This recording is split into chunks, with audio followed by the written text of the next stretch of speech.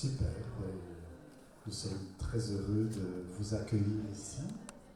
Alors, vous entendez à mon accent qu'on vient du nord, il pleut, et donc on est venu ici nous réchauffer le cœur, tous ensemble, et nous allons vous parler de sexualité et handicap.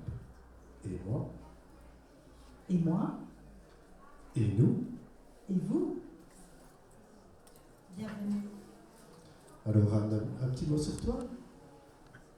Alors, vous dire qui je suis. Qu'est-ce qui fait que je suis devenue Madame Sexe? C'était pas mon rêve de petite fille, je vous le dis comme ça. Il se fait que, professionnellement parlant, je suis en contact avec des personnes qui vivent une situation de handicap depuis très longtemps et que des jeunes de 12, 13, 14 ans m'ont interpellée il y a presque 40 ans déjà en me demandant de les aider à appréhender c'est quoi la puberté, c'est quoi les premières menstruations. Je ne savais pas comment faire, j'étais très perdue et ça a été le début de mon chemin pour essayer de comprendre la vie affective, là où le cœur, l'émotion est stimulée. La vie relationnelle, c'est le moment où on entre en lien les uns avec les autres. Et puis la vie sexuelle, c'est le moment où le cœur et le corps s'engagent.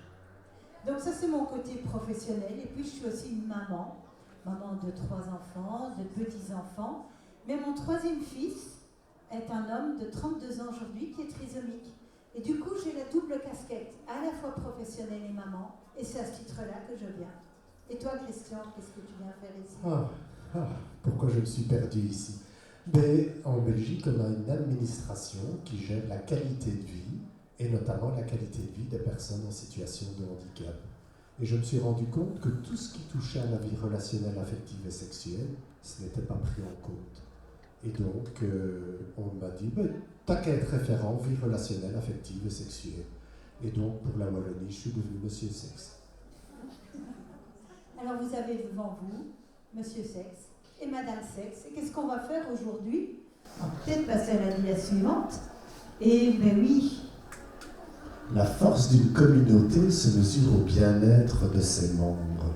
Et donc, nous allons nous intéresser ici pendant 1 heure et nous allons nous parler et vous parler du désir, du plaisir et de la sexualité. Parce qu'on sait en fait que même si au niveau des normes sociales, législatives, les choses sont claires, s'il n'y a plus d'ambiguïté officiellement, on se rend compte que du côté des accompagnants, ça reste encore bien complexe. Qu'on se dit, mais comment est-ce qu'on va faire pour parler de sexualité avec les personnes qui sont là?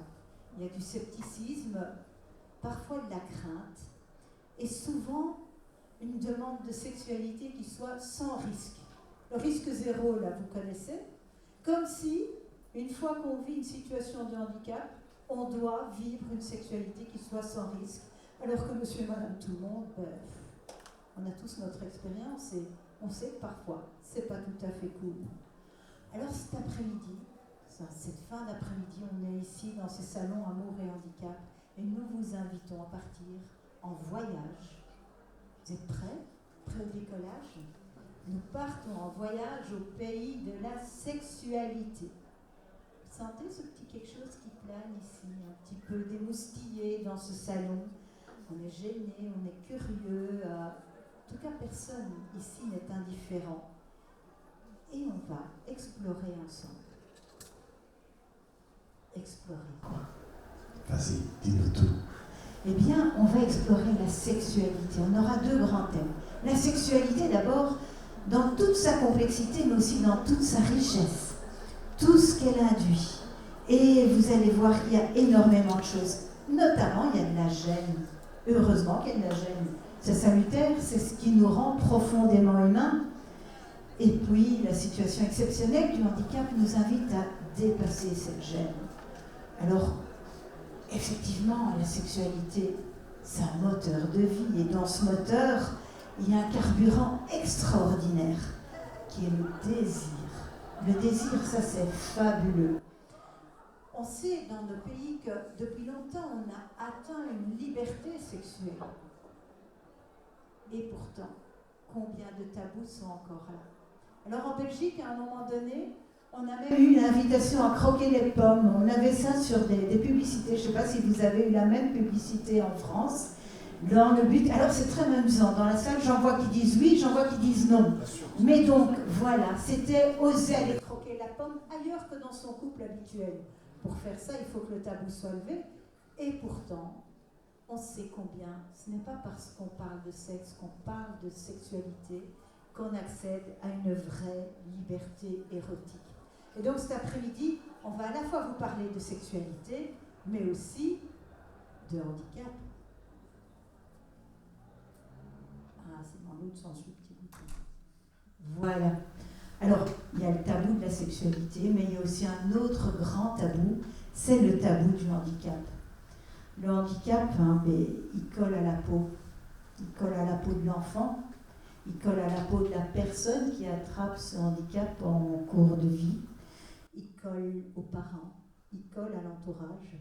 Et on sait combien c'est difficile de se construire lorsque l'intimité est effractée, lorsque la pudeur s'absente.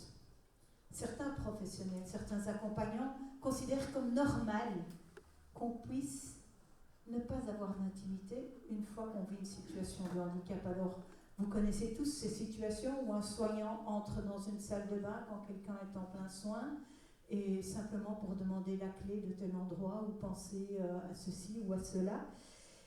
C'est pas juste parce que le corps blessé qui est là, il a le même besoin d'intimité, le même besoin de respect pour exister en tant que personne à part entière.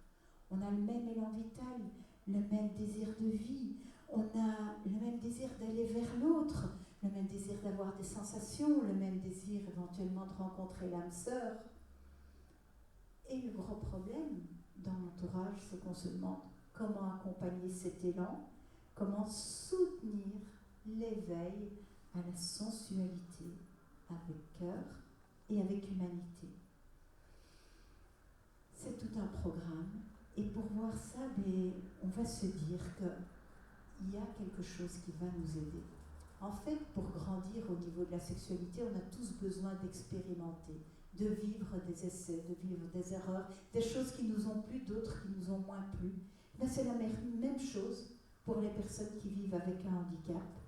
Et pour nous aider, on a besoin de dépasser les peurs, de dépasser les pertes d'espace de liberté pour que ce ne soit plus les accompagnants qui contrôlent, mais la personne en situation de handicap qui reprend elle-même le contrôle de sa vie.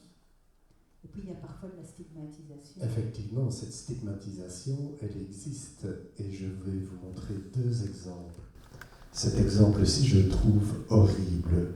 C'est un exemple que j'ai tiré dans une école d'éducateurs. Il y a un WC adapté pour les personnes en situation de handicap, mais pour y aller, il faut aller demander la clé à l'accueil. Alors, je suis en situation de handicap, je n'ai déjà pas accès librement à la toilette. En plus, si je suis monsieur, tout le monde saura que je souffre de la prostate, et peut-être que si je suis madame, tout le monde saura que je suis réglé. Alors, il y a un bel exemple d'inclusion, cette fois-ci, où finalement, c'est la même toilette pour tout le monde, et la même toilette est accessible. Ça, c'est un bel exemple d'inclusion. Et donc, cet exemple nous touche. Oui, mais donc, si on avance encore un petit peu, on peut se demander, tiens, mais pourquoi parler de sexualité? Parce que ça nous concerne. Et oui, ça nous concerne tous. Et pourtant, vous voyez, on a mis et moi, on peut le mettre dans les 2 sens, parce qu'on est très ému parfois quand on parle de sexualité.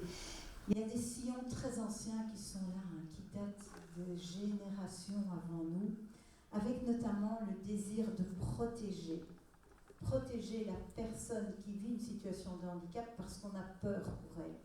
Et au nom de cette peur, on veut la protéger. Moi, je me demande parfois, mais est-ce qu'on a peur pour elle ou est-ce qu'on a peur pour nous? Est-ce qu'on a peur, nous, à un moment donné, de trop souffrir de sa souffrance à elle. Vous voyez cet enjeu qui serait là, qui fait que finalement, on se retrouve dans un immobilisme total qui fait qu'on n'avance pas. Quand une personne en situation de handicap nous invite comme ça à parler de sexualité, ça nous confronte, chacun de nous, à nos propres désirs, nos propres limites, nos propres valeurs, mais aussi nos dérives.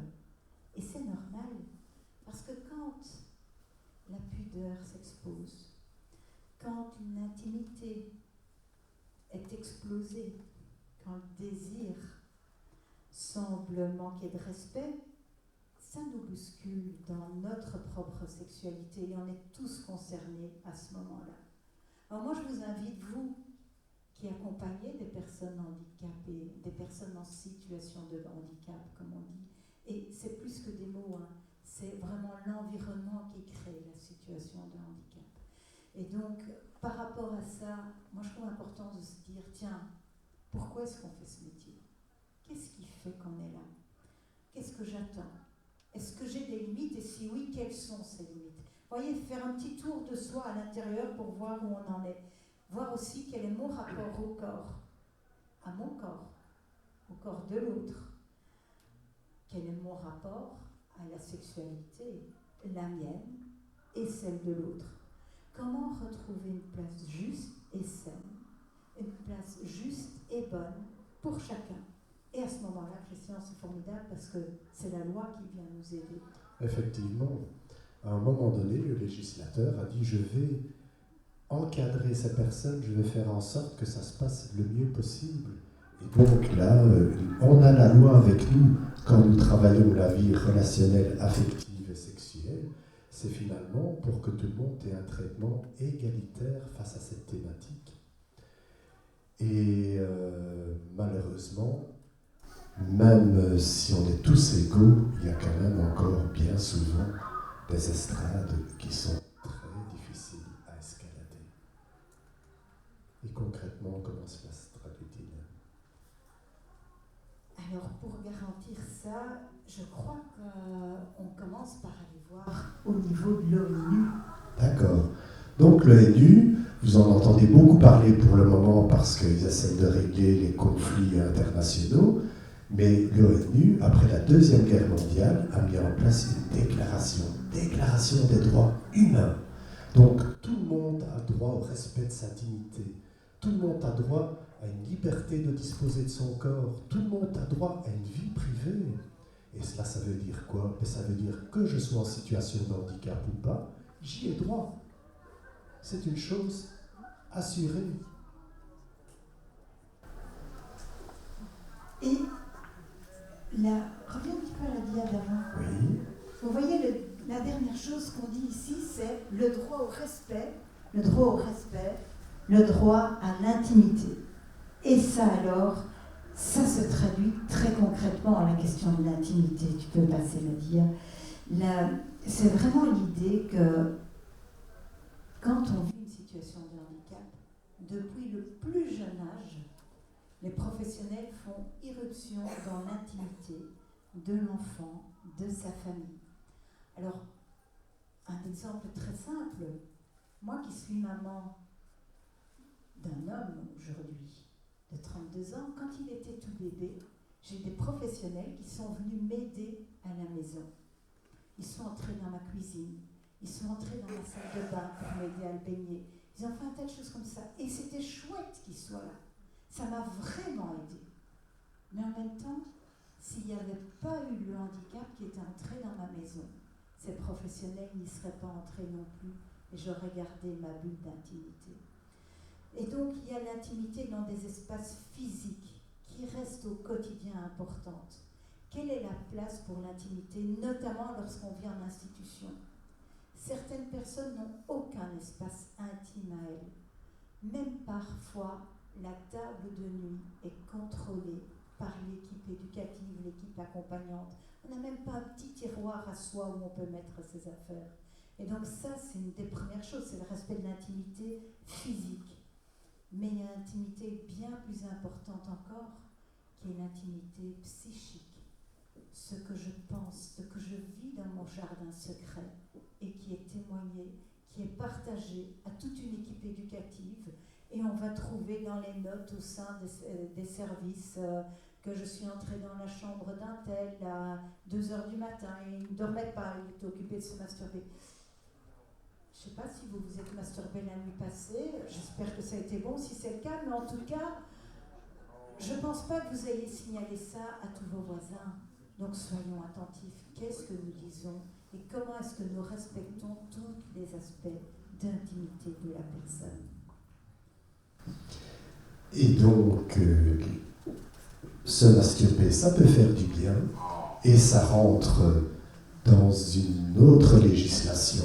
Au niveau mondial, on a l'Organisation mondiale de la santé, qui s'est fait fort connaître au moment du Covid, mais l'Organisation mondiale de la santé signale que la santé sexuelle, ça fait partie intégrante.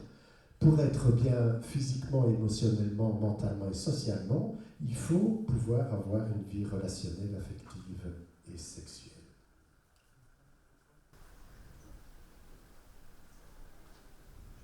Et voilà la santé sexuelle. Tu as des choses à nous en dire ? Oh, simplement que l'OMS demande que tout le monde mette en place des processus pour que tout le monde puisse vivre une absence de violence et donc absence de violence, ça veut dire aussi consentement. Et Anne, qui dit consentement, dit désir. Je ne sais pas si vous avez eu le temps de voir le petit dessin. On y revient. Alors pour ceux qui sont trop loin, je lis ce qui est marqué, c'est j'ai avalé les capotes, on peut faire l'amour, ça ne risque rien. Voilà, c'est la santé sexuelle. Bon, après cette petite passe peut-être une petite anecdote. Lors d'une visite dans un service, il y a une jeune fille qui me dit moi j'ai fait l'amour et j'étais protégée, j'ai mis un sac plastique. Je me suis dit, oulala, il y a encore du travail à faire dans certains établissements. Alors, l'OMS donc, nous insiste sur notamment la notion aussi de consentement. Et pour qu'il y ait consentement, et consentement respecté, il faut aussi qu'il y ait du désir. Alors le désir, désirer, être désiré, c'est une question pour tous. Le désir, moi j'adore. C'est une force là. Vous sentez cette force quand vous désirez. Vous sentez pousser des ailes. Vous avez envie de vivre, quoi. Vous sentez cette énergie qui est là. Ça nous met en mouvement avec une part qui nous échappe, qui nous pousse vers de l'inconnu. Ça, c'est le désir humain. Et on a tous ce désir en nous, qu'on vive avec un handicap ou pas. Mais quand on est les professionnels qui accompagnons des personnes en situation de handicap qui vivent leur désir, on est parfois un peu dépourvu. Et vous voyez ce petit poisson là, comme il a de l'énergie, il est prêt à aller retrouver l'autre. Eh bien, c'est ça le désir, c'est ça, cette idée qui nous fait aller de l'avant. Et donc, à nous d'oser apprendre à désirer, à être désiré, à donner et à recevoir. Nous avons tous besoin de liens et c'est important de pouvoir les vivre. On a la Déclaration des droits humains, mais à côté de ça, il y a une convention relative aux droits des personnes en situation de handicap qui a été adoptée par l'ONU en 2006 et ratifiée par la Belgique en 2009 et ratifiée par la France en 2010. Alors, ça veut dire quoi ? Mais ça veut dire qu'elle s'impose à nous, elle s'impose à notre législation nationale. Et donc, lorsque nous respectons la vie relationnelle, affective et sexuelle, nous respectons cette législation. Alors, cette législation a parlé de désinstitutionnalisation, elle a parlé d'inclusion. Et donc, nous allons faire en sorte que cela puisse s'appliquer. En Belgique, on a un organisme qui s'occupe de cela. Mais en France, et donc là je regarde avec les hautes autorités qui sont ici présentes, en France, vous avez le défenseur des droits, qui est spécifiquement chargé de vérifier l'application de cette législation, de cette convention internationale en France. Et donc, ce défenseur des droits vérifie comment cette convention est appliquée en France, quelles sont les avancées et quels sont les progrès encore à réaliser. Alors, Dans cette convention internationale, il y a quelques articles qui concernent la vie relationnelle, affective et sexuelle. On en a relevé quelques-uns. Tout d'abord, le respect du développement des capacités de l'enfant en situation de handicap et le respect du droit des enfants à préserver leur identité. Alors, Anne, je suis garçon, tu es fille. J'ai décidé d'être un garçon. J'ai décidé d'être une fille, une femme. Je me suis construit. Tu t'es peut-être transformé.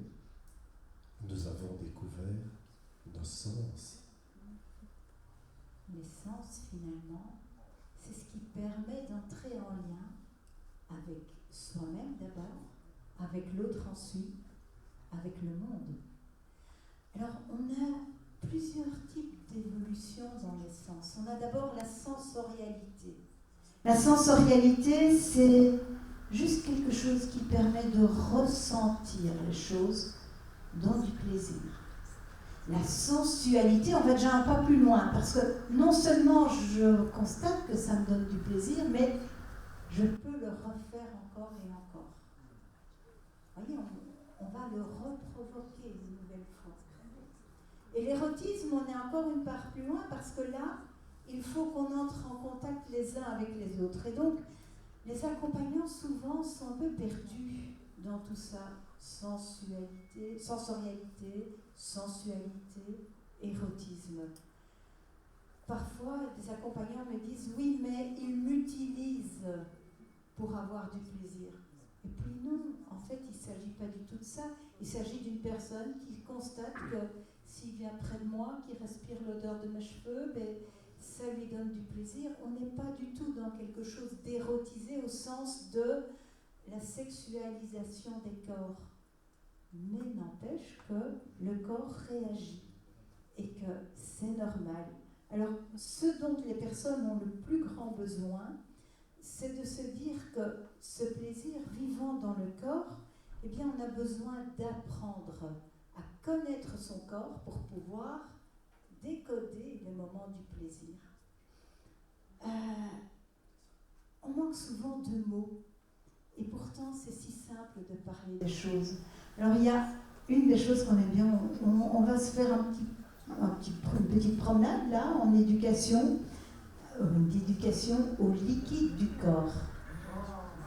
Vous connaissez les liquides qu'on a dans le corps? Qui peut donner un exemple d'un liquide qu'on a dans le corps? Le sang.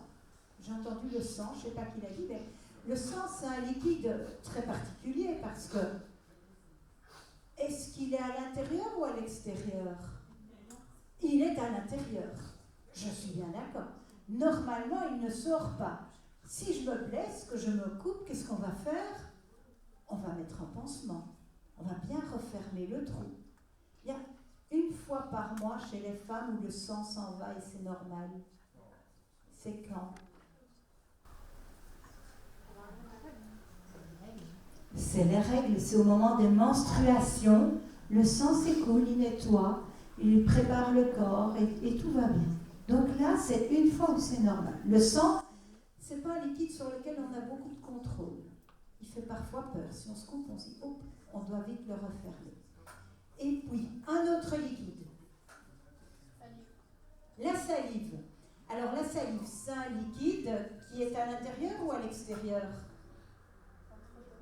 Entre deux. En fait, la salive, on l'a dans la bouche. Elle est bien nécessaire. En général, ce n'est pas connoté négativement, sauf si la musculature de ma bouche est un peu défaillante et que je bave. Alors là, c'est déjà moins bien perçu. Et puis, si je suis énervée sur quelqu'un, si je te vois que tu m'énerves et que je crache, alors là, ça devient un liquide qui est mal connoté. Vous êtes d'accord? Vous voyez que le même liquide, il peut avoir des connotations différentes. On en a encore d'autres, des liquides. Les larmes. Ah oui, c'est important celui-là. Est-ce qu'on les contrôle, les larmes? On peut les retenir un petit peu, mais si on a un gros chagrin, elles coulent. Et puis, il y a plusieurs sortes de larmes. Il y a celles qu'on a quand on épluche les oignons. On ne les contrôle pas du tout, ça coule tout seul. Et puis, il y a celles quand on est très tristes ou très joyeux qui sortent tout seuls à ce moment-là, sur lesquels on n'a pas de contrôle. Encore un autre liquide? Tu crois qu'il faut aider la salle? Je sais pas. On parle de vie relationnelle, affective, voire sexuelle. Le sperme, il arrive. Merci. Ouf. Cette substance blanche, précieuse, qui contient des millions de petits spermatozoïdes. Ah, c'est merveilleux ça. Ah là là, je vois bien, vous réagissez. On va en prendre soin. On va veiller à voir où on le dépose. Et on va sortir du côté que c'est dégoûtant en se disant c'est la vie. Et puis, on a aussi le liquide vaginal qu'on a chez les femmes, qui nous met aussi pleinement en situation de vie.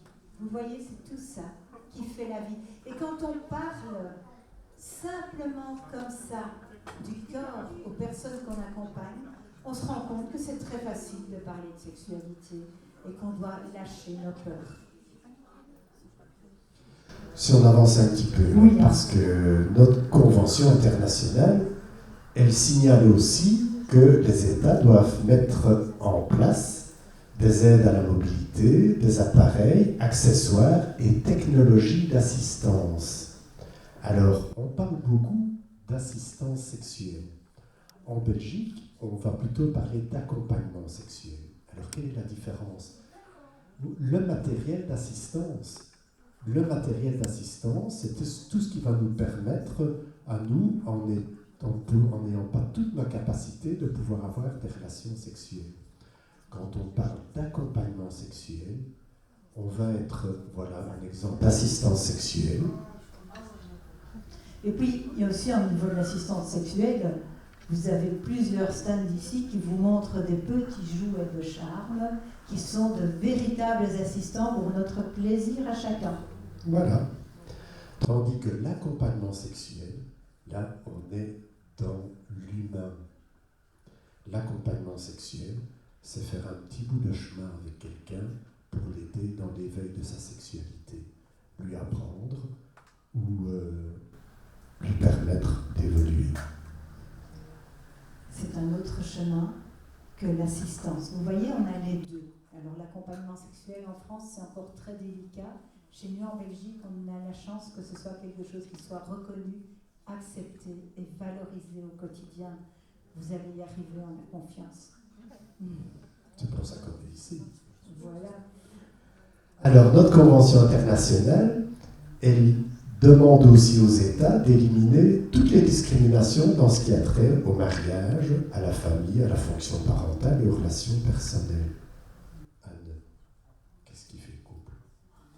Je sais pas. Pour vous, qu'est-ce qui fait couple? Qu'est-ce qui fait que vous qui êtes là, vous êtes en couple ou vous n'êtes pas en couple? Comment est-ce qu'on se définit? Maintenant, même sur les réseaux, Instagram, Facebook et tout, on peut spécifier si on est en couple ou pas. Et parfois, à la fin de notre présentation, on nous demande « Est-ce que vous êtes en couple ?» Est-ce que nous sommes en couple, lui et moi? Non. Madame dit que non. Ok. Est-ce qu'il y en a peut-être qui disent que oui? Qu'est-ce qui fait qu'on est en couple ou qu'on n'est pas en couple? Et même chose quand on vit une situation de handicap. C'est deux personnes ensemble. Ah, il y avait une question. Non, elle dit juste en couple, c'est D'accord. deux personnes ensemble. Deux personnes ensemble et ça fait couple. Ok. D'accord. En couple. Voilà, c'est une définition du couple la plus basique et la plus claire. Merci à vous. Et c'est la même chose. Quand on est en situation de handicap, finalement, il n'y a que les deux personnes qui peuvent décider si elles font couple ou pas.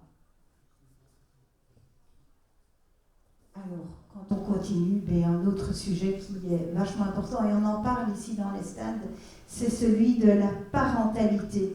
Longtemps, c'était un sujet complètement tabou. On disait une personne avec un handicap, elle n'a pas le droit d'être parent. Maintenant, on sait que même si ça reste complexe dans certaines situations, ça s'ouvre peu en peu.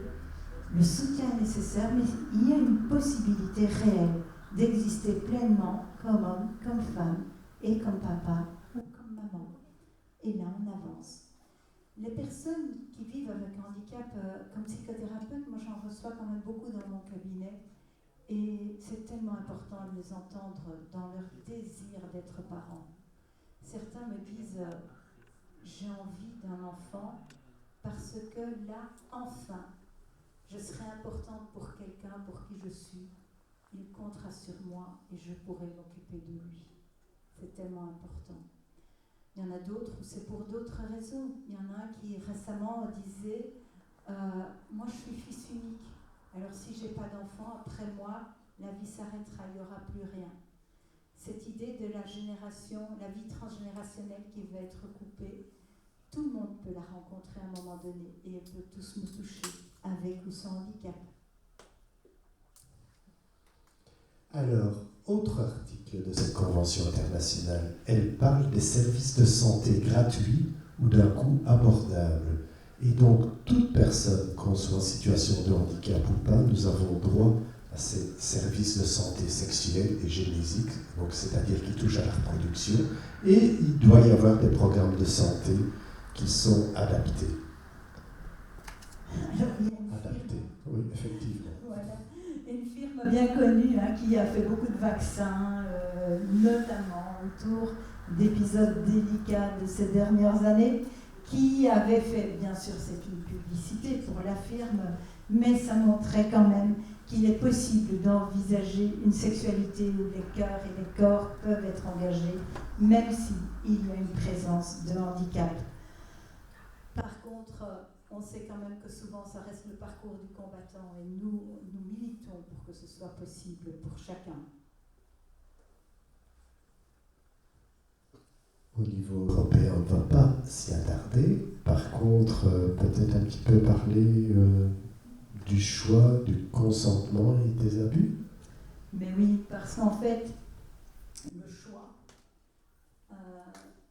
c'est quelque chose auquel a droit tout être humain. Et l'enfant l'apprend depuis qu'il est tout petit. Même le bébé, déjà, quand il n'aime pas ce que vous lui donnez à manger, je regarde comment on signe.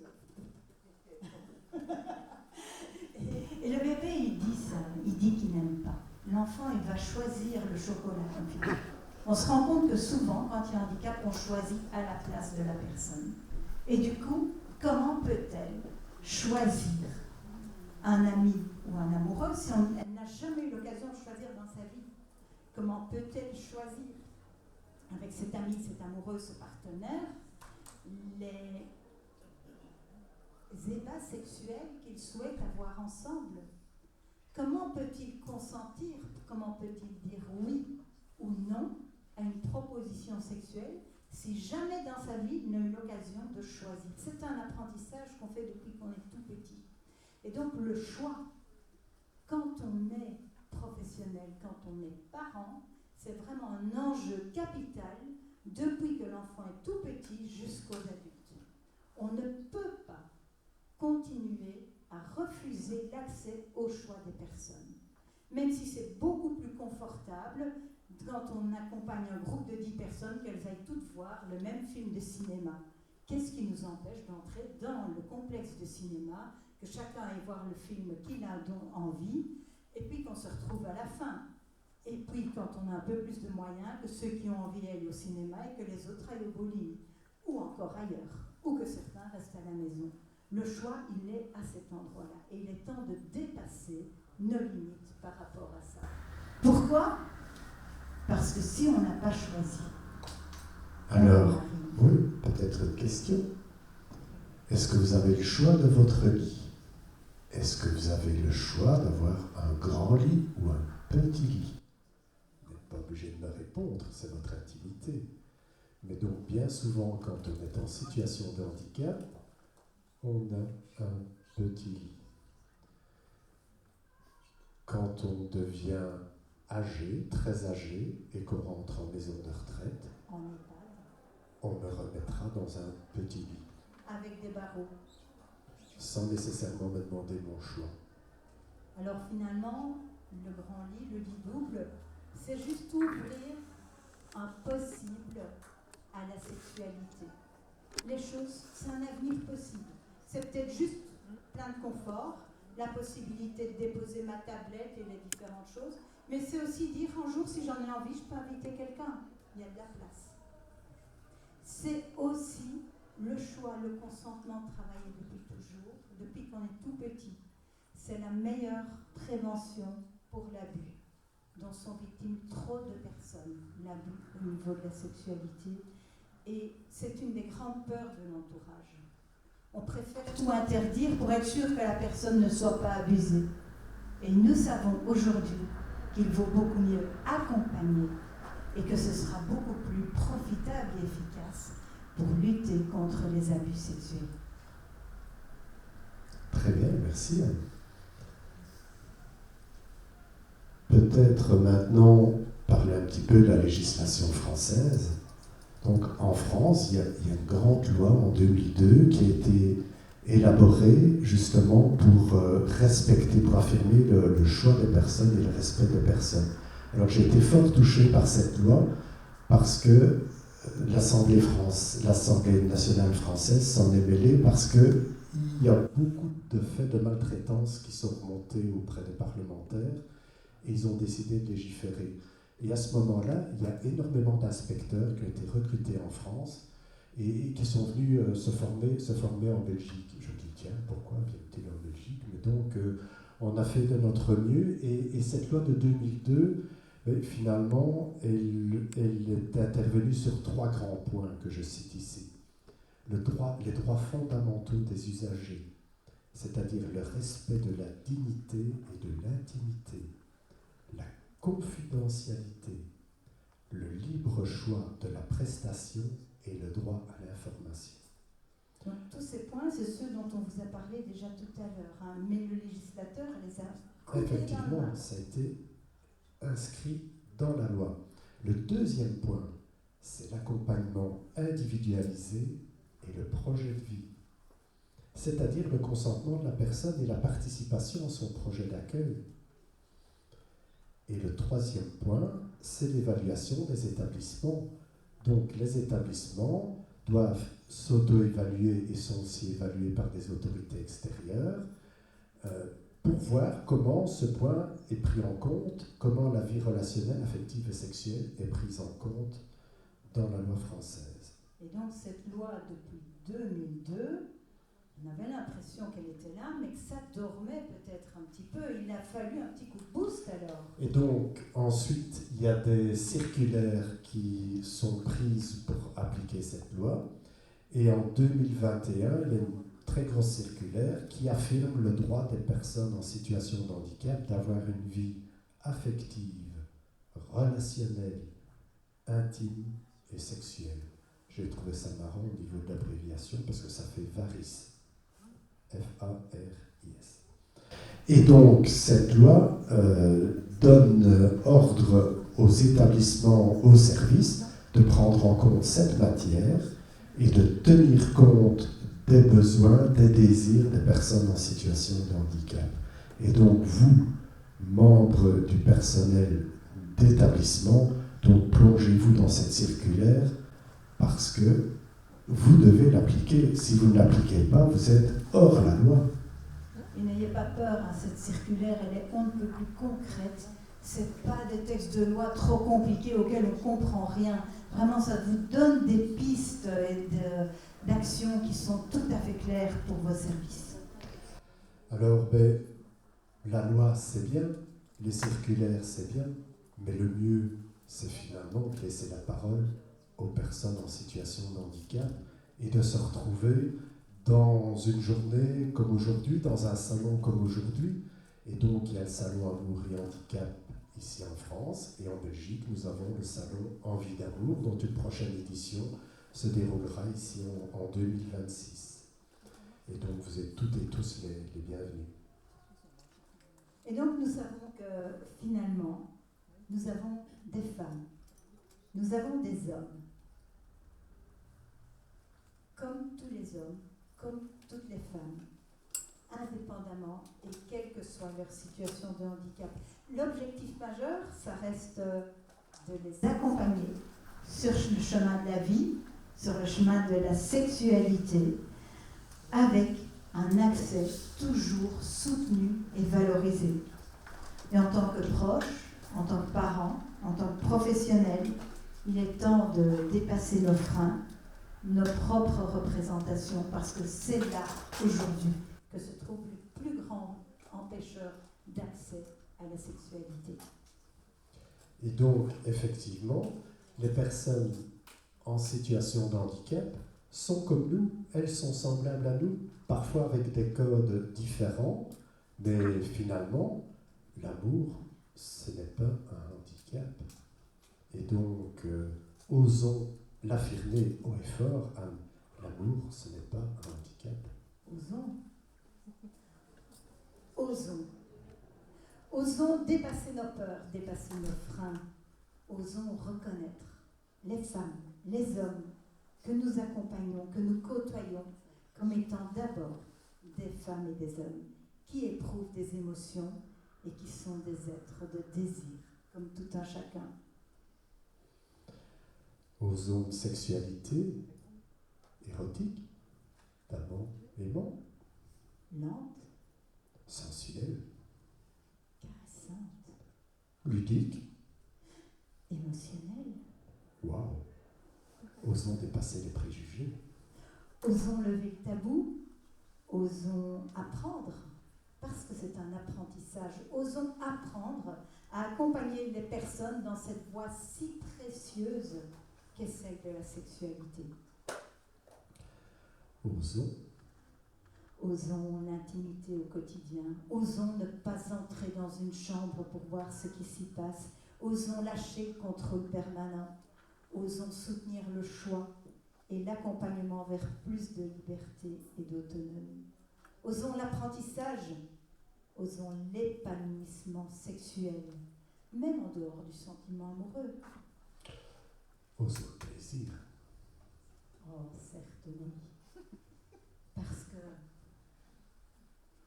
lorsque deux adolescents s'aiment, se caressent et s'embrassent, lorsque deux adultes s'aiment, se caressent et s'embrassent, lorsque deux vieux s'aiment, se caressent et s'embrassent, lorsque deux personnes qui vivent avec un handicap s'aiment, se caressent et s'embrassent, le frisson qui les anime est le même.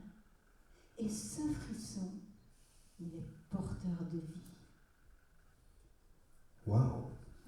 Je te proposerais même de laisser un petit peu la parole aux personnes en situation de handicap. On va essayer. Écoutons-les.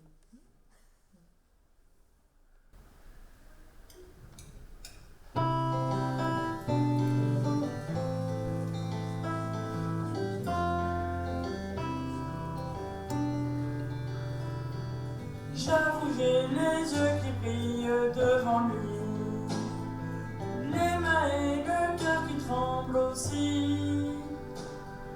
Osez-lui parler, pouvoir le séduire, lui donner un sourire et rougir. Même si on est différent, avoir envie d'aimer toujours, avoir envie d'amour. Même si on est différent, trouver des jolis mots velours pour lui parler d'amour. J'avoue, j'aimerais me blottir dans ses bras, doucement contre son cœur qui bat, partager de tendres moments et construire des projets jusqu'à minuit. Même si on est différent, avoir envie d'aimer toujours, avoir envie d'amour. Même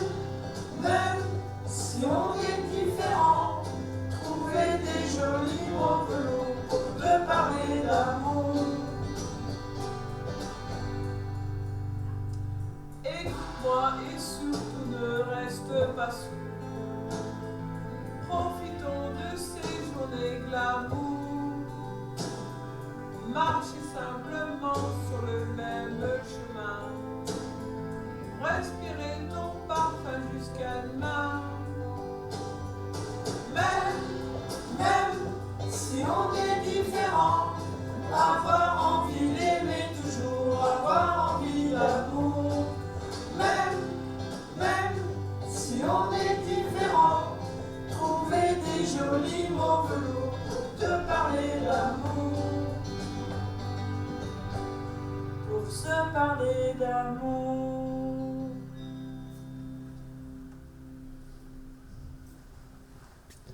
Peut-être un petit mot par rapport à cette chanson.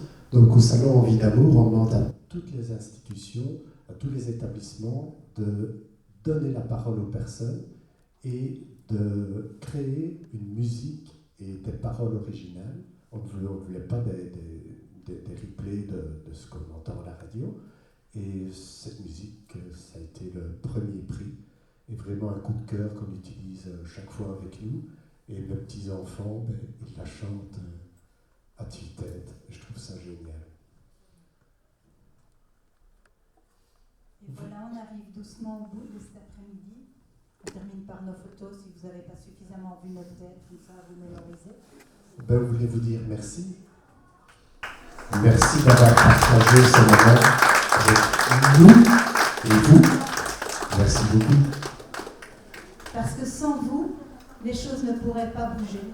Et c'est grâce à tous les petits pas que nous faisons ensemble que les choses avancent. Merci à vous d'être là et de faire vivre ces salons. Et si vous n'avez pas encore rempli vos petits pas, rendez-vous dans l'espace Belgique. Merci.